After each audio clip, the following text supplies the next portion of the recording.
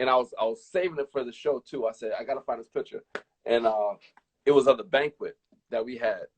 Your first year with me. Mm-hmm. And like I remember telling you cats, I was like, yo guys, if you guys have like a button up shirt, wear a button up shirt, and all y'all came in sweatshirts. I was I, like, man, these jokers, man, I want to put these dudes on the line so bad. I And I think said, I had I think I had on like a green, like some urban green yeah, type yeah, of, yeah, yeah. yeah. You guys you guys wouldn't have gotten to the club that night. I'll just put it like that. For sure not. But man, I'm proud of you, bro. I love the show, man. I check out the show. Love the show. You guys are talking. There's no capping whatsoever. It's just Yeah. straight facts.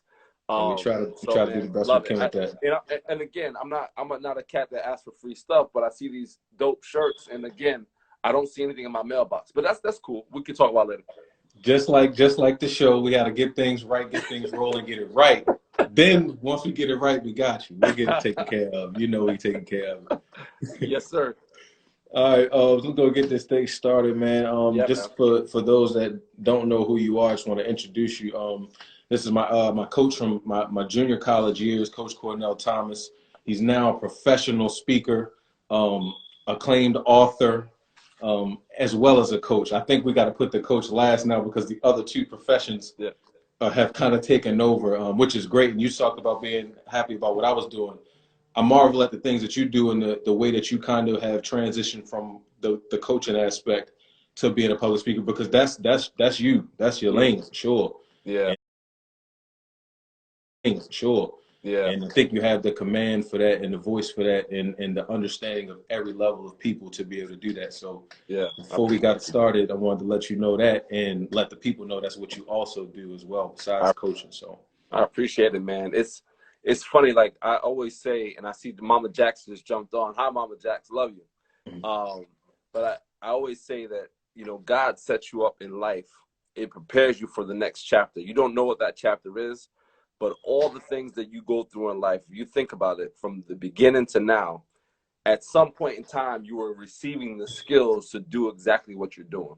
Facts. Right? Like, I think about when you were, the one thing I used to say to you all the time, DB vocal, DB vocal, DB vocal. I was like, you got to lead, right? So even when you're not hitting, when you're not whatever, if I'm yelling at you, whatever, you got to lead. And now this is what you do. Like, you're talking, right? Yeah. Like, you're talking, you're like inspiring. Like, so I think God gives you the tools. You just don't know where the destination is yet, but he's giving you the tools. So like when you get to, like, for me, I've always encouraged people.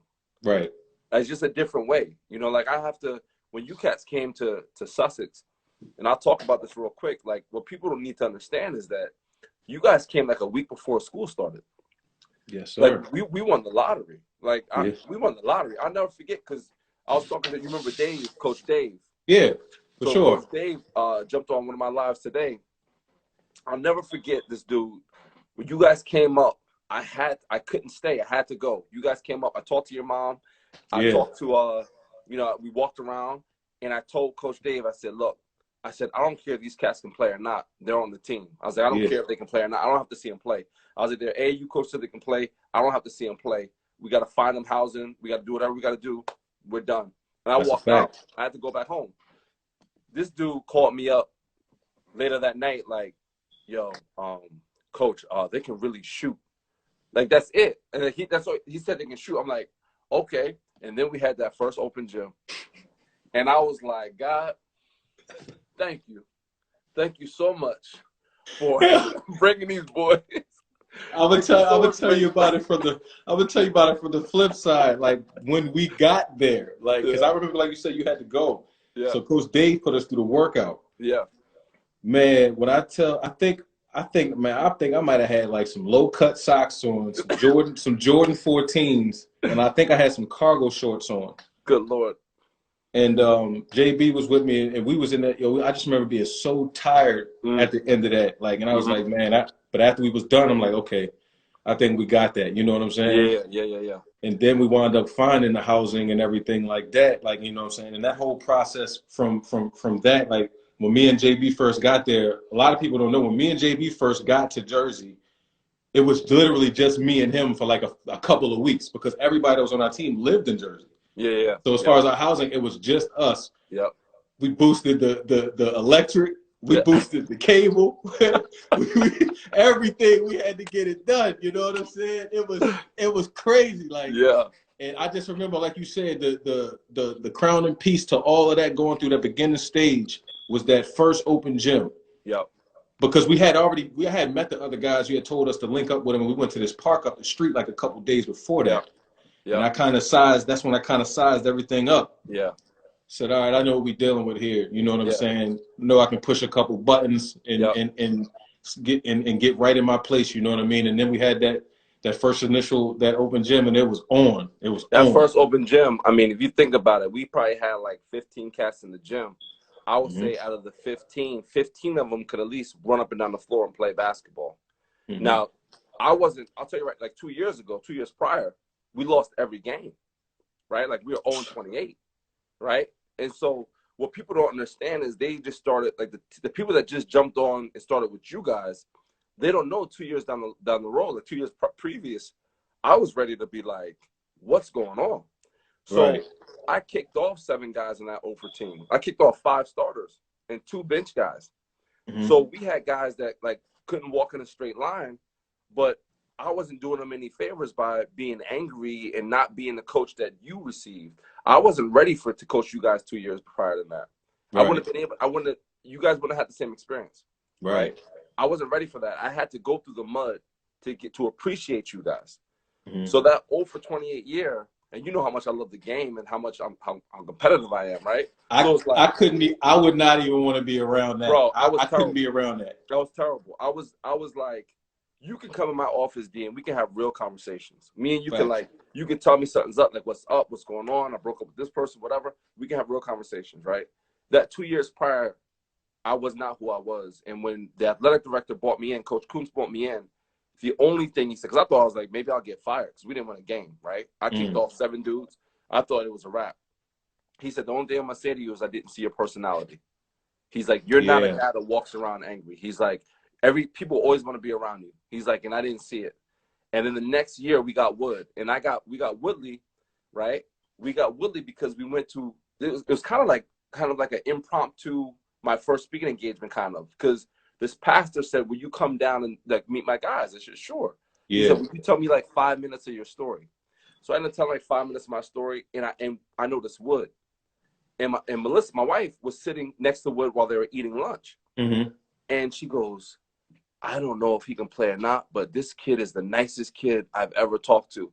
That's a fact. And I said this, went up to the pastor. I said, look, if this dude wants to come to Sussex, to Newton, New Jersey, where there's population 0 black folks, if he wants to come there and play for me, I was like, I will take him right now. And he goes, you've never seen him play? I said, I don't care. Wood was first team all conference 2 years in a row. Yes, right? sir. So it's like, it's just a feel thing. So when Wood came, we won 5 games. And then God was like, let's get B-More up here. Let's get Maryland up here. Like, let's get these cats in here. And when you guys came in and I looked at that first open gym, like I'm a poker face guy. So inside I was like, oh, we about to murk everybody. Because I'm like, I mean, that 0 for year, teams beating us by 75. Right? Like I had one of my starters was like a all conference bowler in high school. Right? So like teams were like beating us by like Pac-Man numbers and talking crazy. So when I saw you guys in the gym, I'm like, all I had in my head was DMX. I'm like, I need to calm myself down because when I get these dudes playing together, it's all she wrote. I'm gonna tell you though, it kind of like you said, you kind of set that up for it to be that way. Me being me at that time, I didn't care who you was. I didn't care. Like, unless you was JB, who I came with, I don't really know none of y'all like that. Yeah. So I'm not really about to play. I wasn't really that type of person at that point. I was trying to rip somebody's head off every play. It didn't matter. I remember like the first 4 or 5 plays that we was playing, you said it wasn't no out of bounds and you better not call no fouls. Yeah. None. It was none of that. I remember that specifically. I said, all right, bet. So a loose ball goes to the wall. C.O. West, who was on our team for a little bit, he like gives me a little nudge. I remember pushing him up against the wall like immediately. Yeah. That's the only time. That's the only time that you was like, all right, hold on. We got right back to playing, and that was just the vibe, like for the whole rest of the year. You know what I'm saying? But it's so and it's crazy, like you say, like how it kind of like translates, because we didn't have the normal preseason that everybody had. Once we got that established, everybody. I mean, a lot of people don't even know we didn't do basketball training for probably our first week and a half. We was on an MMA mat. And everybody that was there that was doing that MMA training can still probably vouch to this day that was the hardest training that they've done. Probably. Yep. And the warm up was crazy. I remember the warm up, we had to do like 300 ab crunches or something like that. Carry some big hefty dude across the mat, like it was crazy. And then we learned how to do the different, all of that kind of stuff. I'm like, first of all, I'm adding this to my arsenal because I know I got the hands, but you know what I'm saying?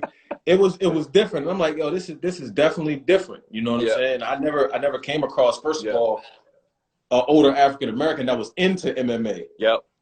So that was a different aspect. But that was our tone for real. That's how you set the tone for us for real. Bro, the thing is I look at what we did in preseason.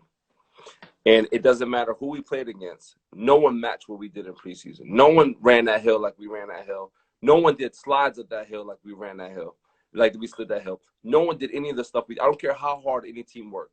It does not matter. I don't have to go to your gym to know you didn't do it.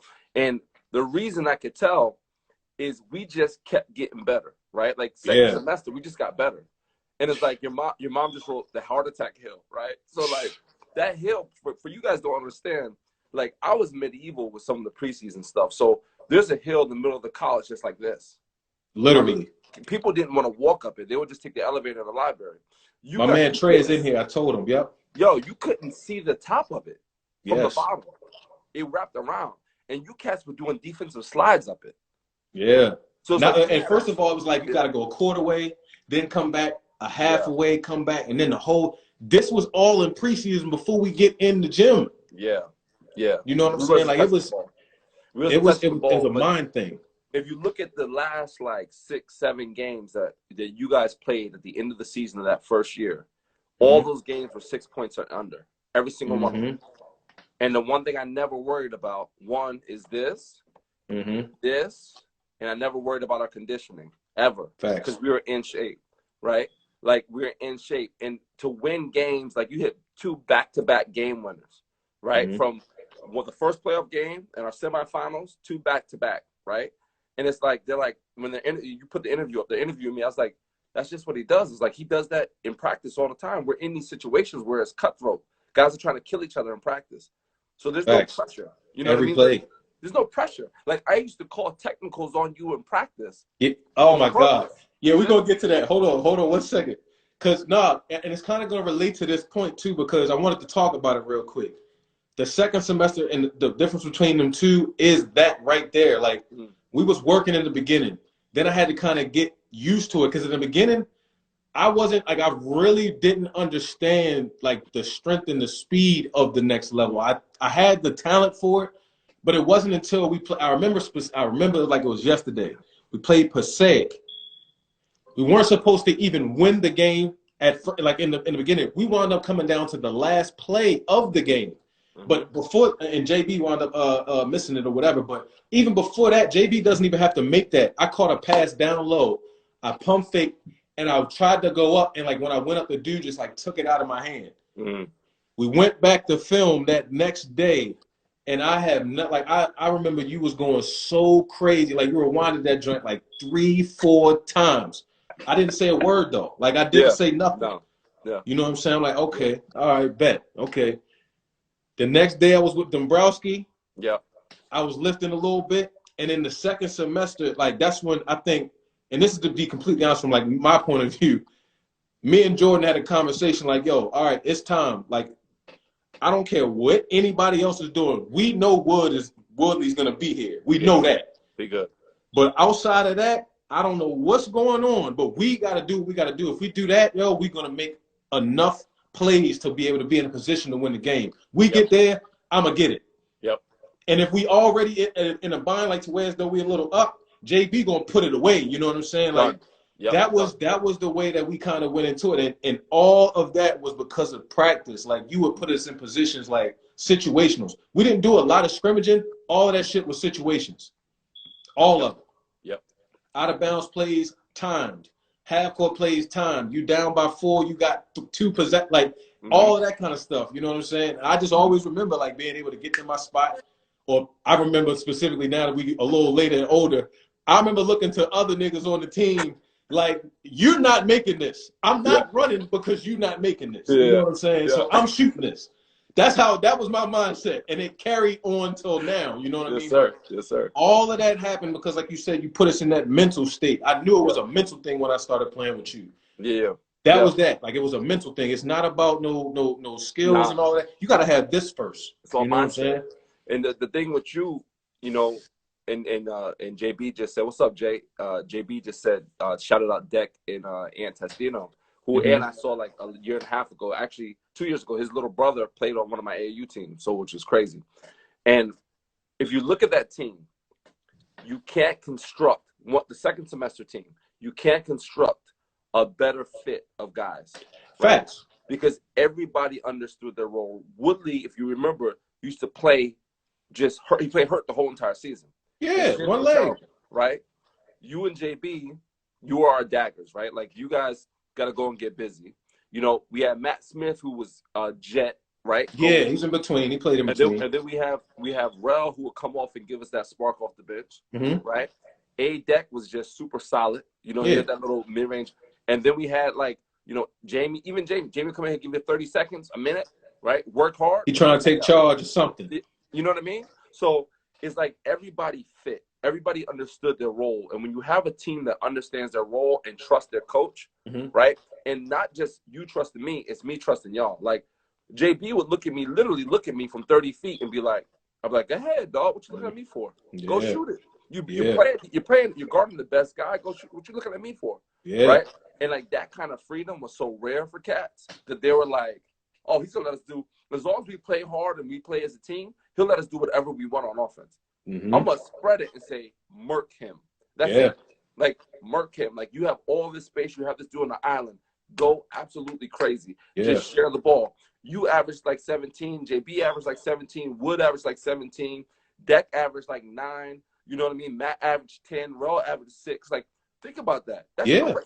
Oh, yeah, I definitely, when I was saying that it wasn't a knock as far as that was just specifically for situational stuff. Oh, no. But we definitely had the pieces that put it together, you know what I'm saying, for sure. But in terms of, like, let's go get a bucket. I know what time it was when it came to that. I'll get my boys from down 95 and be like, yo, go get a bucket. Because I knew it was going to happen. And it's funny, man. I have such fond memories of that season. And it's not like half of it's basketball, half of it's off the court. You know, like, that's how I knew the team was special. Like, I think about the time we beat Gloucester, and I kind of abused our money, and I went to like Pizza Hut, and everybody got like a pie, right? Like, I bought everybody a pizza. I didn't care. I was like, I was like buying the club, right? And I'm like, and the bosses looking at me like, good thing you put down that we have 20 people, because you remember we had make the second semester, right? That's a fact. So we had like 20 people. So I'm like, yo, we got enough, man. If whatever we don't have, I'm gonna cover. But these cats, it was like a 2-point game. I said, these cats is eating pizza. And I remember Deck doing push-ups in the parking lot because he was so full. He's like, yo, coach, I gotta do something. But that game, I don't know if you remember, I put Brandon Decker in there for 45 seconds a minute. And he cut back door and scored a basket. Without his basket, we don't win that game. Facts. Right? Facts. So it's like, coaches don't understand, man. Trust can't be one way. You can't expect your players to trust you and you not trust them. That's a fact. I trust y'all so much, man, because we got to go through this all the way through the beginning of the season from day one. And we had conversations. You guys are playing Mario Kart in my room. We're like, you know, like, it was just different. You know, so that was a special season, man. You guys and I still talk to you and JB and Deck and all. Like, I still get messages from guys, you know. And one of my second year, I knew what I had the first year, but you know, when JB left, I was like, all right, I gotta try to, you know, build around Dion somehow, because now we're going from we don't have anybody. Like we have D. I know D's coming back. I don't know what else is happening, right? That was it. Let's figure it out, right? That's it. He's last Mohicans, right? But we went to Blair Academy, which was a foreshadowing, right? And I forgot about that. I remember I did not. I remember our big D at the time was running because we had him running. He was late to practice or something, so we didn't even have him. Yep. And we went there, and I think we won 5 out of 7 games. Yep. And I never forget the coach, Coach Pataglia saying to me, he's like, who is this kid? I said, oh, he's my best player. I said, there's nothing y'all gonna be able to do with him. They threw me in a drill. I was like, yo, there's nothing. I don't care who's going where. There's nothing you're gonna be able to do with him. We were ready to fight in that gym, bro. Like we had Terrell, Cass was ready to scrap. Like we weren't playing. I forgot all about that. That's crazy. We were ready to scrap, and that's some college coaches there. Yeah. We won 5 out of those 7 games. And I'm sitting there like, we came and without our big man. Yeah, it was good. Discipline. And I came out that gym. I'm like, yo, I don't know how we're gonna start. I don't know what the pieces are gonna be like, but I said I know for a fact these dudes got some heart. Like we're gonna and then at the last second semester we need to win 9 out of 10 games to get to the playoffs. Y'all won 9 out of 10 games. I'm gonna tell you something crazy about that. On that, the beginning of that is when I like really rolled. I rolled my ankle like 3 times that year. Yeah. But that's when I really rolled it, and like I was playing on one foot. And we played when Daryl Dawkins was the coach of that one team. Yeah, Lehigh Carbon. That's the only team. That's the only game I sat out. Yeah. I didn't even play because my foot was messed up. Yeah. And I didn't play that game. And then after that, we had to play like the rest of the season to win the rest of the games. Yep. The very first game we should have lost. The very first one. Yep. Quadir hit a he hit a like a mid-range or a 3 off of something. Yeah. And we wound up going from there, and it was a wrap. You know what I'm saying? Bro, just to think about that league and think about that team and think about how young, like not just playing, but young acting, young mindset that team was. And to win the next like 9, 10 games, whatever we won to make playoffs, right? And like for me to completely throw out the offense we used in the first semester, these cats they didn't have it up here to run dribbles. Yeah, it wasn't the same. Right? Yeah. So I was like, all right, we're gonna go 1-4, and now I know where I can get these shots. You know, I can start running you off ball screens and coming you off, have you come off pin down screens and all that stuff. Like once we did that, we went from like whatever it was, 4-12 for the first season, like 10-1 or whatever, 10-2 the second semester, right? And I'll never forget like that. They used to have that breakfast of champions. Yeah. For like kids that. And coach said, I just want to say something. The men's team just won like 10 out of 11 games, whatever it is, in a row to make the playoffs. And like kind of like a FU a little bit to them because they didn't care about academics unless we were like all the people that showed up for our championship game. I'm like, I ain't never seen you at a game. Yeah. Like, I ain't never seen, like the president came. I'm like, you ain't never been to a game. And that used to get real funny. They used to get real funny. Your mom used to go come 30 deep on Saturdays. The whole church was there.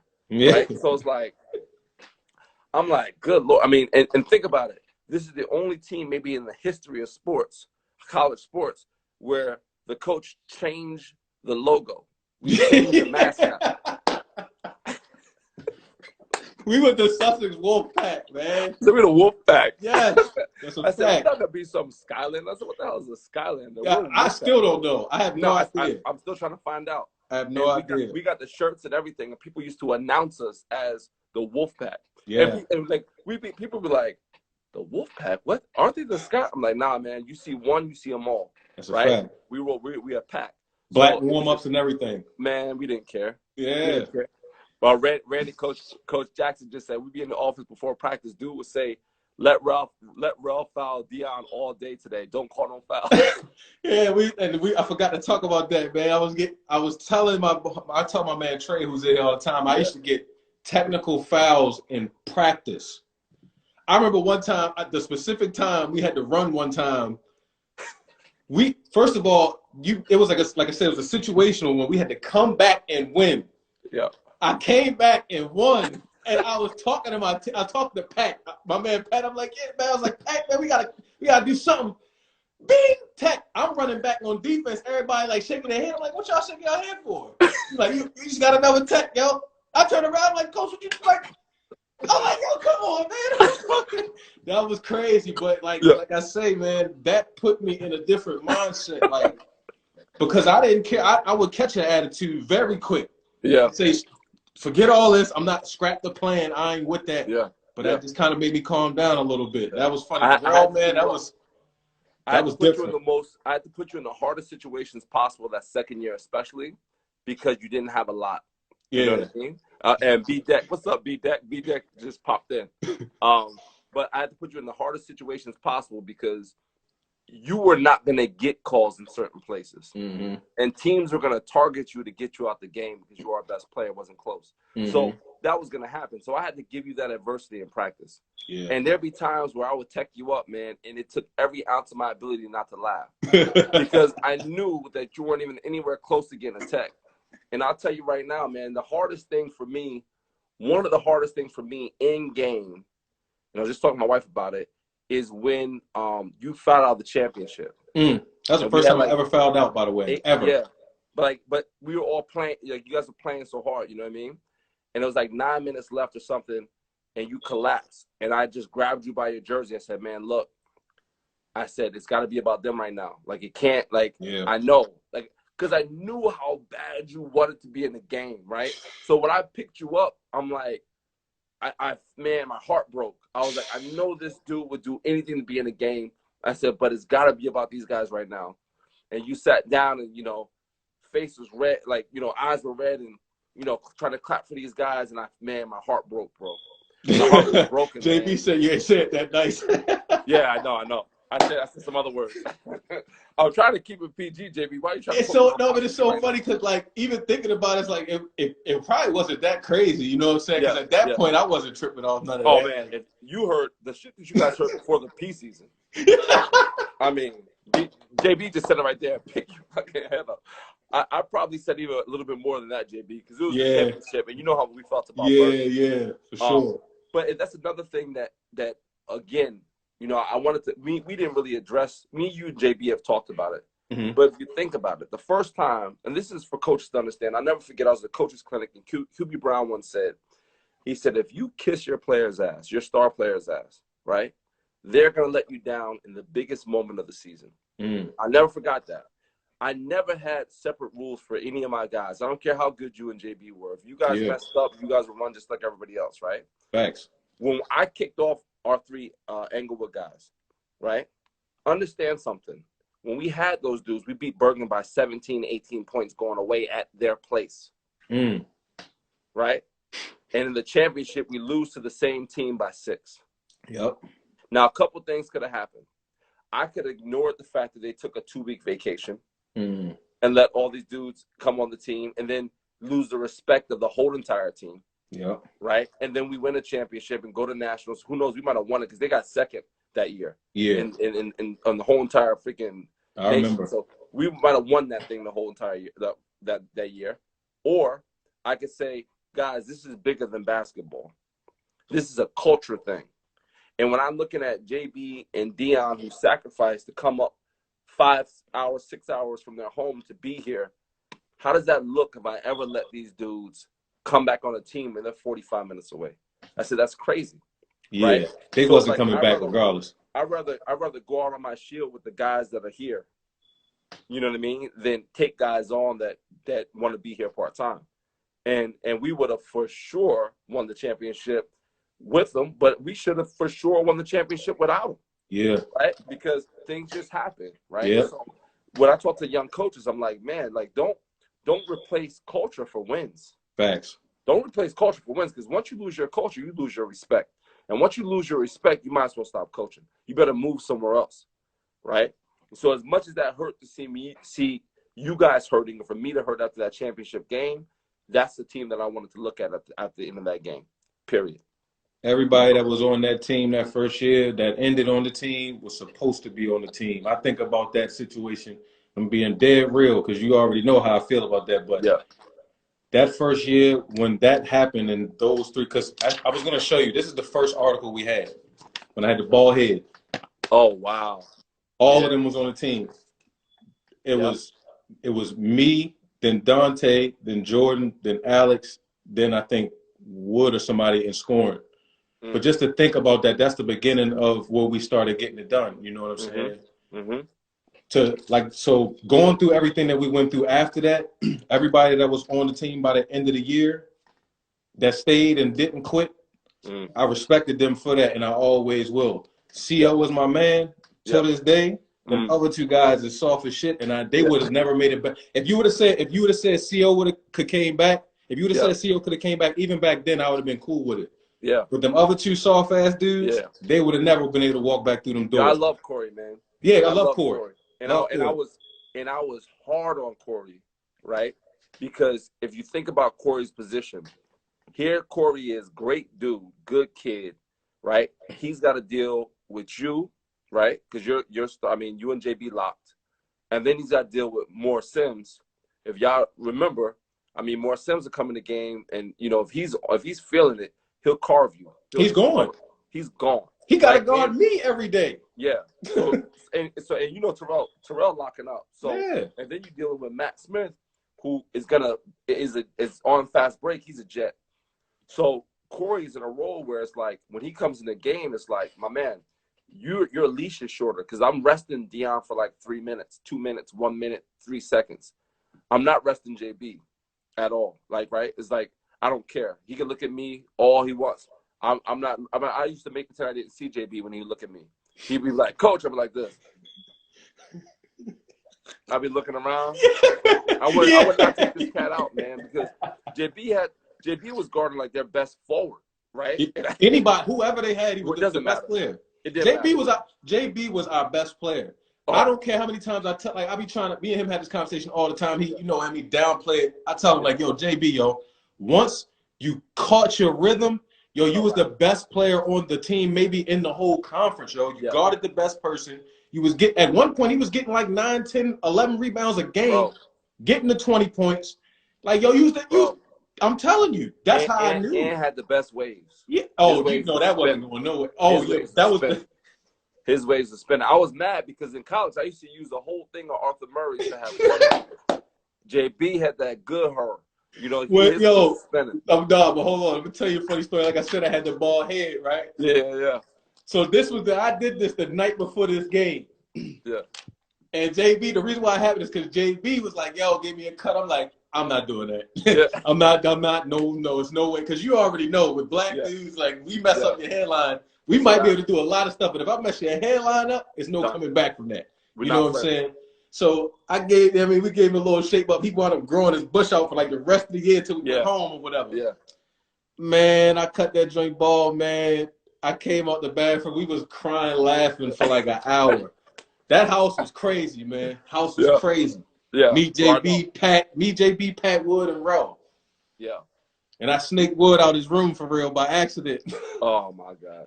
Well, you guys, I'm telling you, you cats. Like Wood was like a grandfather, right? He wasn't even like a father figure. He was like a grandfather. Wood's an old soul. Yes. Right? So the good thing is that Wood would make sure that at least no one got arrested, which I was really appreciative of. Right? And it's like, Pat was dumb as hell. Pat do some crazy stuff, right? JB slapped him up in the crib the one day. I'll tell you about that later. Yeah. Well, I know. JB was down. Like, look, JB's the kind of cat where he's real chill. Like, he's real cool. But there's a certain threshold in line. Right? Yeah, just leave me alone. Just leave me alone. So the funny thing with JB is, man, one of the games I remember about JB the most is when we went down to Atlantic. And they had this dude that was like 6'5" forward, was averaging like 24 points a game, blah, blah, blah, blah, blah. And I'm like, I'm going to stick JB on this dude and shut him down. The dude had like 7 points or something. Like, was frustrated, mad. We're murdering them. And remember, after every away game, when we drove home, we played the MIA paper plane. Yes. Like, I fly like it. Yes. And then, so we're blasting that out. And I just remember looking at dude in the parking lot with his peoples, and we're playing it as the van is pumping by. And man, listen, I knew I had some dogs, and I knew that I can get this dude to guard. And I used to tell JB, like, look, I know you can shoot, I know you can score, whatever. But man, if you can guard people, I said, man, like what kind of, like you said, he's probably, I don't think anybody would argue what player was better than him overall. You know, I couldn't. I know. I was like I said. Me personally, I knew what I could do. It didn't matter. He's my man, but I go at him. We did it every day. Yeah. But as far as everybody else, I was looking around like, okay, that dude can score, but he don't play D. That dude plays D. He can't score. That dude don't get bored. He does all of that, and we winning. Yeah. Behind that, for real. You know what I'm saying? Like, I was telling him all the time, but he would always downplay it. But I don't know. It might have just been me and you for real, I guess. Like, well, I'll tell you right now, I don't have any regrets. But if JB lived in Jersey and he tried to tell me to face that he wasn't coming back, either two things would happen. Either JB wouldn't be living, right, and I'd be in Rikers Island, right, or he would have just came back and we would have just won the chip the next year. You know, either or. You know? And it's like, it's funny because I was saying that I was telling Melissa that I was going to be on here with you, and she goes, you know, when JB left, she goes, you kind of just like, you kind of just went, you know, you got past it. Like she's like, I thought it would like I was like, look, when JB left, I still love JB. Like it wasn't like any animosity. It's like, you make your decision, you make decisions. I had to worry about Dion.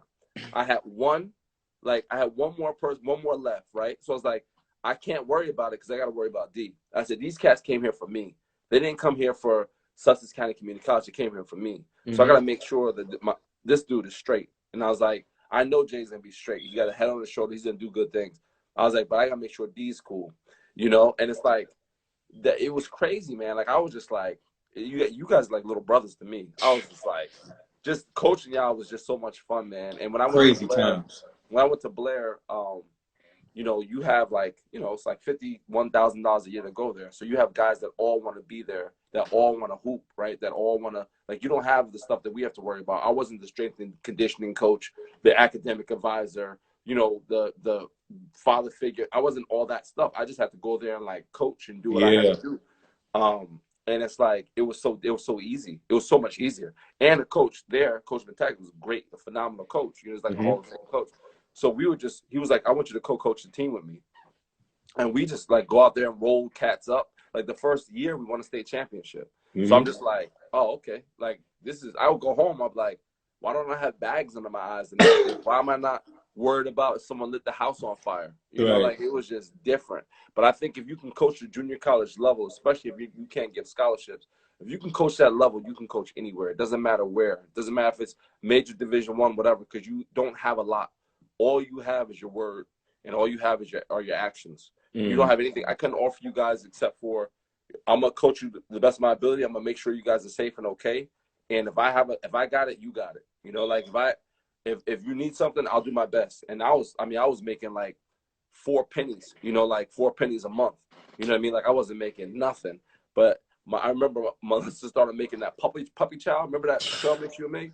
And JB would try to steal 2 bags of it. Oh, he would have the whole bag in the back of the van, like going crazy on them joints. I'm like, man, let me just get a couple and I'm good. You can go and rock out.